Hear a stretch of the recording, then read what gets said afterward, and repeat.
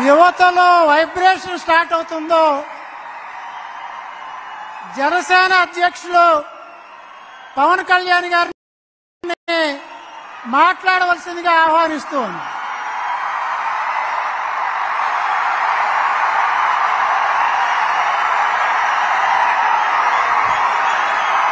అయోధ్యకి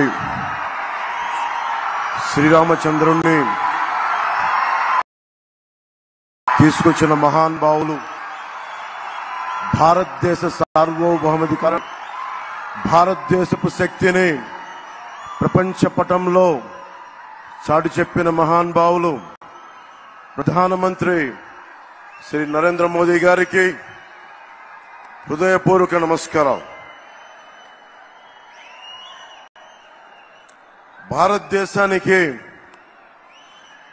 అభివృద్ధితో పాటు కావాల్సింది సమాజానికి, భారతదేశపు సమాజానికి గుండె ధైర్యం, శత్రు దేశాల మీద పోరాడగలిగే శక్తి, ముందుకొస్తుంటే నిలవరించగలిగే శక్తి. కశ్మీర్ మనది కాదు అంటే ఇది మనది అని చెప్పి ఆర్టికల్ 370ని రద్దు చేసిన బలమైన మనందరికీ ప్రియతమైన నాయకులు. ఈ దశాబ్ద కాలంలో ఒక్క ఉగ్రవాది కూడా భారతదేశం వైపు కన్నెత్తాలంటే భయపడే పరిస్థితికి మొత్తం భారతదేశాన్ని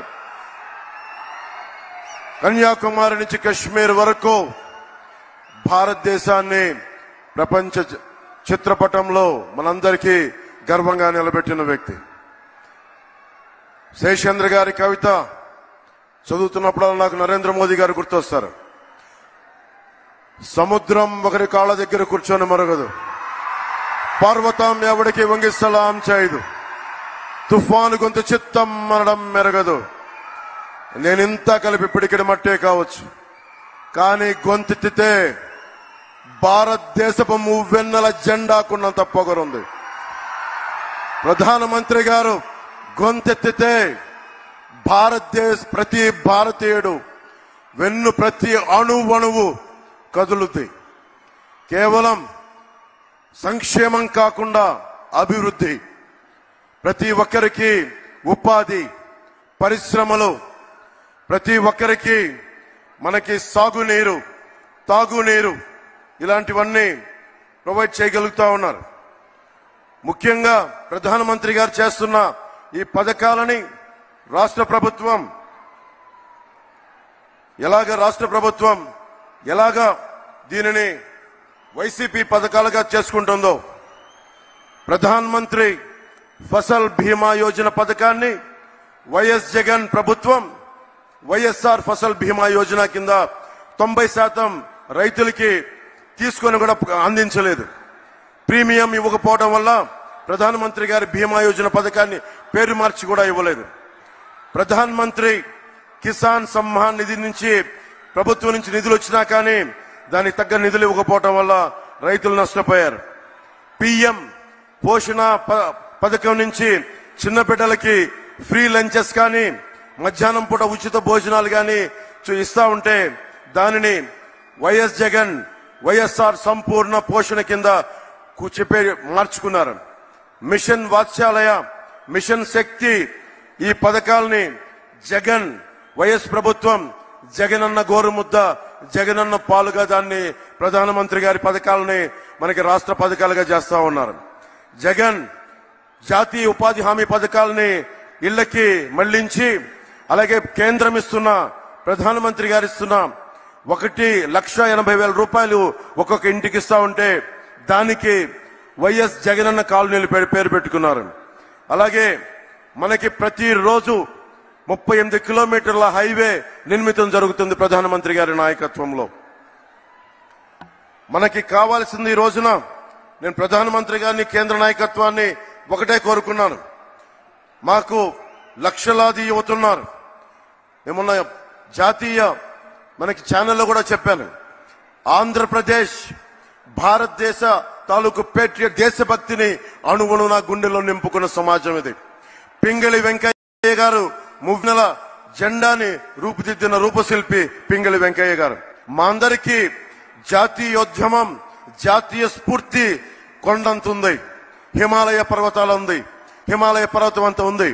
మేము కోరుకునేది కూడా ఈ రోజున ఎందుకు అలయన్స్ ని మేము కోరుకున్నాం, ఎందుకు ప్రధానమంత్రి గారి ఆశీస్సులు ఈ కూటమికి కావాలి, మనకి టీడీపీ జనసేన కూటమికి ఎందుకు ప్రధానమంత్రి గారి ఆశీస్సులు కావాలి అంటే, మొత్తం వికసిత్ భారత్ ఉంటే, మొత్తం భారతదేశం అంతా అమృత గడియలుంటే, ఒక ఆంధ్రప్రదేశ్ లోనే వైఎస్ జగన్ పాలనలో విష గడియలు. ఎటు చూసినా ఇసుక దోపిడీ, ఎటు చూసినా మట్టి దోపిడీ, ఎటు చూసినా స్కాములు. ఇవన్నీ ఆగాలి అంటే ప్రధానమంత్రి గారి ముందుండి ఆంధ్రప్రదేశ్ ని నడిపిస్తే తప్ప దీనిని ముందుకు తీసుకెళ్లలేం. అందుకని వారి ఆశీస్సులు కోరుకున్నాం.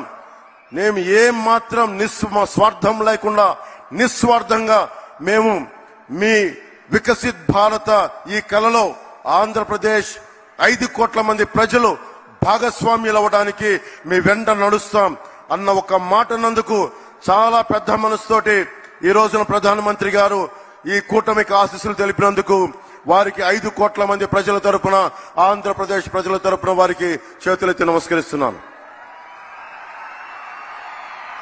ప్రధానమంత్రి గారి గురించి ముఖ్యంగా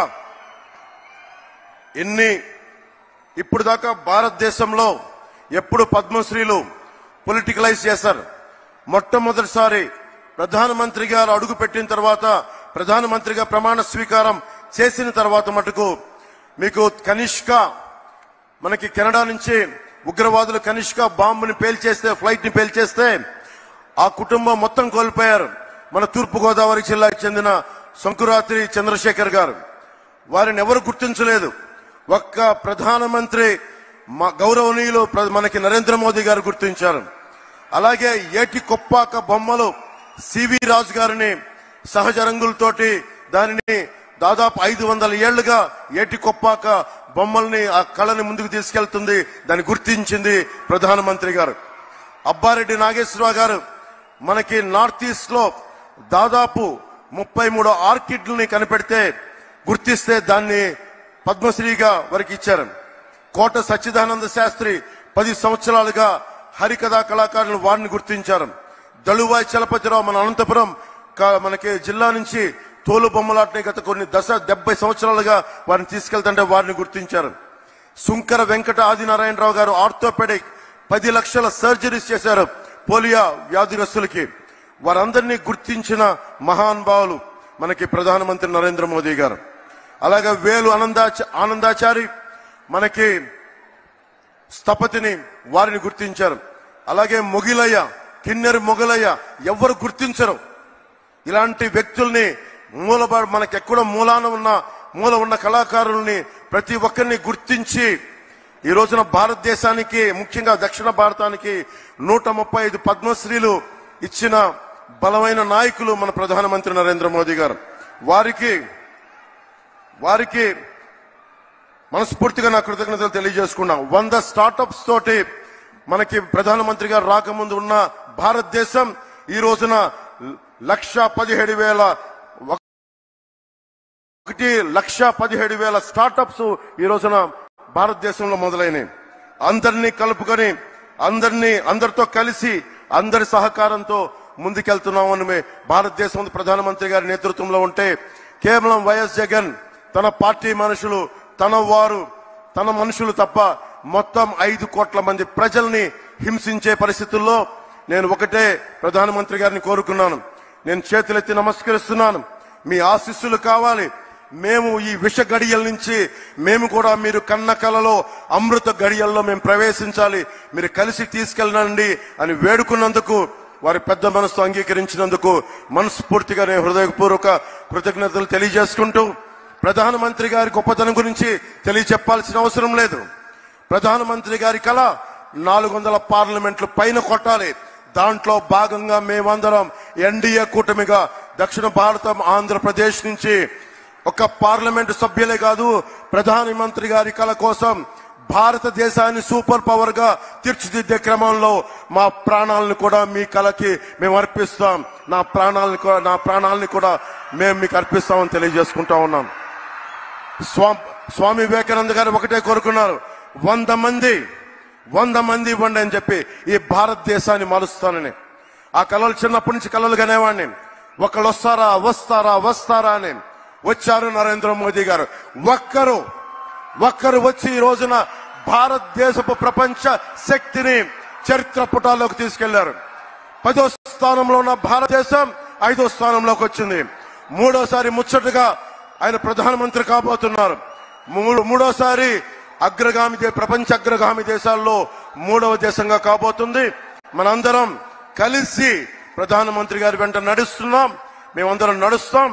మేమందరం కూడా ఆయన కళల్ని సాకారం చేయడానికి, భారతదేశాన్ని నెంబర్ 1 చిత్రపటంలో పెట్టడానికి, సూపర్ పవర్ గా చేయడానికి మేమందరం అండగా ఉంటాం. ఆయన వెన్నంటి నడుస్తాం.